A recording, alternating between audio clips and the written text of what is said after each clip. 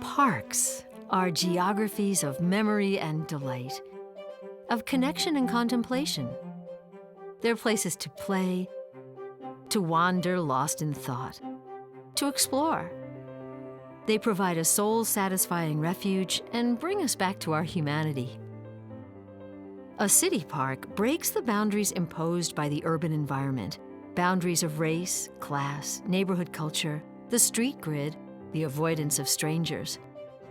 When we enter a park, we expand because parks are everyone's backyard and play space.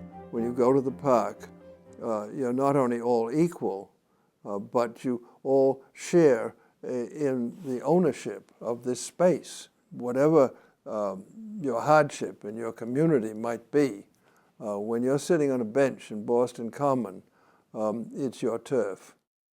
Few urban spaces allow us to come into such easy contact with people from every background and neighborhood. Millions of people live in cities, and city parks are a vital and precious part of our lives, but they need care, and they need advocates. They're not neighborhood parks, they're city parks, and I think that's a really important distinction. They bring people together from all over the city on a daily basis. This is the story of the Friends of the Public Garden, an organization that came into being to fight for the health and well-being of the historic parks in the heart of Boston: the Public Garden, the Boston Common, and Commonwealth Avenue Mall. From our 21st century seat, let's look at our three parks, rediscover their origins, and learn of the Friends' role in their modern history. The oldest park in the United States, the 48-acre Boston Common, was established by public subscription in 1634. The Puritans brought with them a desire for common land, primarily for pasture. Further uses mirror the history of the city and the nation. A site of execution and persecution, it also was a site integral to the American Revolution and the Civil War. An urbanized and prospering Boston of the 19th century converted pastoral uses to a place for organized public recreation, landscaping, art, and celebration. The Public Garden was established by private subscription in 1838 as a botanic garden of 24 acres and was transferred to the city of Boston in 1853 to become the first public botanical garden in the country. The Public Garden is the groomed and formal cousin to the more raffish and exuberant Boston Common. This is epitomized by the addition of the swan boats in 1877 by the Paget family, inspired by Wagner's Lohengrin. We have an enormously unique environment here. In fact, that is the magic of the experience of the swan boats. It's the environment in which this happens. We've always recognized that they were the centerpiece of the Public Garden and its greatest attraction. Specimen trees, ornamental and tropical plantings, and formal parterres are surrounded by residential architecture and create a noble yet ethereal intimacy. Boston's answer to the Champs-Élysées, the Commonwealth Avenue Mall provided the central boulevard to a neighborhood built on reclaimed and filled land over a 40-year period. Extraordinary prosperity and a burgeoning merchant and industrial class demanded an outward and physical reflection of its sophistication and urbanity. It was a main promenade for this very elegant neighborhood when it was first built. So there are pictures of ladies with parasols and baby carriages, and it was always used somewhat ceremoniously, but people use it in all kinds of ways, and over time it's changed. It remains one of the country's finest examples of 19th century architecture and planning. The upheavals of the 1960s took a heavy toll, playing out their alienating effects on the physical and social conditions in these public spaces. Vietnam, a growing counterculture and increasing drug use, an economic recession, lack of investment, and a growing suburban culture led to a low point in the condition of urban parks nationwide, and Boston's three historic parks were not spared.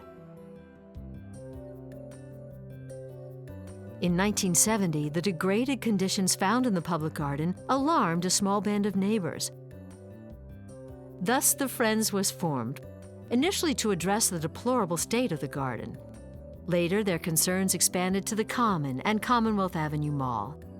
In 1972, the Friends contributed $500 to combat the scourge of Dutch elm disease, which had just been discovered in the parks. When we first started to form the organization, over half the trees on the mall were either dead or dying. So there were blocks where there were maybe 3 or 4 trees. It just devastated this landscape because it was almost totally elm trees. The Park Plaza project became the mobilizing threat in 1971. It was urban demand on a gargantuan scale. Retail offices, hotel, and apartments in 6 buildings, 450 to 650 feet tall, with massive demolition of existing buildings.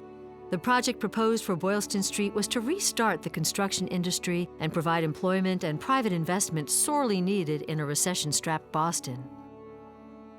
We estimated that if you made a comparison, it was the same as Mount Washington next to Central Park. The Friends were in many ways defined by their nearly decade-long battle against Park Plaza, working with other community activists against enormous odds. The struggle cast a light on the problems and incredible values of the garden and common, which were threatened by this development with shadows, wind, and untenable levels of pedestrian traffic. And Park Plaza was a terrible threat to the parks, but it also did something beneficial. It focused attention on the work of the Friends and the conditions of the park in a manner that we never could have otherwise have achieved. It persuaded the city to set to work to begin the restoration, first of the public garden and then of the common as well. This long and dramatic battle was a watershed in the public realm, establishing the principle of citizen participation in the planning of large urban renewal projects. Also a first was the need to prepare environmental impact statements to study the effect of wind, scale, shadow, and traffic generated by such development on neighborhoods and green spaces. The care of a park is constant, a continual and never-ending process. Every week, in every season, every year, there's work to be done. Our stewardship extends the City of Boston's capacity to do this vital work and to advocate for the parks. Our thousands of volunteer hours and expert care over the last 4 decades have pulled our historic parks in the heart of Boston back from the brink. We could not manage, particularly these 3 parks, to the level they are now without the help of the Friends. They are really critical to us, and they make all the difference, I think, in the level of care you see. The downtown core would not look like it looks today if it weren't for the Friends of the Public Garden. It just wouldn't. When parents come to view an institution of higher ed for their son or daughter, they know what their son and daughter may be interested in their field of education, their field of interest and study. But most importantly to a parent is to see the environment in which their child will be living. And when you come around the bend, either down Tremont or up Boylston, there is no way that a parent can't appreciate the incredible work that's ongoing each and every day with the Friends. I mean, it's no secret that the parks that have Friends are the best maintained parks, you know? They're the best parks in the city. And it's because they're able to plug that gap between what the city is able to do and what the parks really need and deserve. I feel that I've seen enormous change. And I think that I've learned from the Friends that it isn't simply about caring for a space, but it is creating a sustainable model for that space to be as beautiful as it potentially can be forever. I think the Friends of the Public Garden are really a model of how a public-private partnership works. Please keep going. The Parks Department needs you. We couldn't possibly continue without support like this. Congratulations to the Friends, and a big heartfelt thank you. And I wish ahead for many more decades working together to maintain and preserve what I personally think is the most beautiful part of Boston. A man who wrote a book about the Common many years ago, Mark DeWolf Howe, said at the end of his little book, A Little History of the Common, that whenever the Common was threatened, there was always an army of citizens who would come to its rescue.